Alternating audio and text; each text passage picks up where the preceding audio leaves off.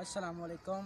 मैं तुहाडा अपना आसफ सनेरा मुफलिस तुहाडे सामने दोबारा एक होर वीडियो पेश कर रहे हैं। जनाब उन्हें वेखना भी है, सबसक्राइब भी करना है, तो बैल आइकन ते क्लिक भी करना है, तो उन्हें शेयर भी करना है। दोड़ा सुन के जी चलो शुक्र है सज्जन ते दुश्मन दी वेले नाल ते वंड हो गई है।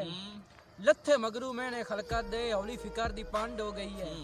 तो सज्जन नूं लूण शरीकां दा जदा दानिश खंड हो गई है। मैं भी ये समझे सा तई सटिया केड़ी काबे नूं कंड हो गई है। क्या बात है कि तैनू शक नहीं चंद अल्लाह रासियां ते चित निखणिया भूल गए होसन ते कदी ये भी बाय के सोचिया ही कोई रावां विच रोल गए होसन ते लावारसां दे केड़े मुल हुंदन ओ कखू हौलियां तोल गए होसन लुकमान मसीह ते चीद वाले दे हंजू डकदे डोल गए होसन।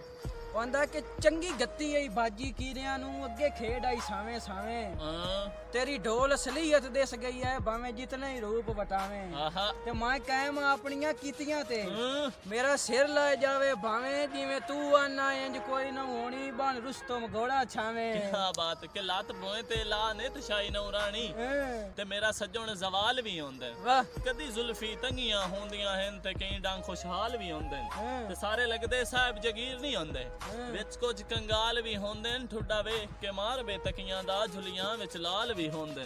ओ आंदा है कि पता कोई ना तेरियां नीतां दा तैथे गलत विसा कर बैठा अल्लाह जानदा है वसन दे हिड़के ते मुड्डू औखे साह कर बैठा ते मैथू होई है गलती सिरियां दी तेरी संगत दी चाह कर बैठा हाई दर्द जहान तू मांगी जिंदगी तेरे मगर तबाह कर बैठा।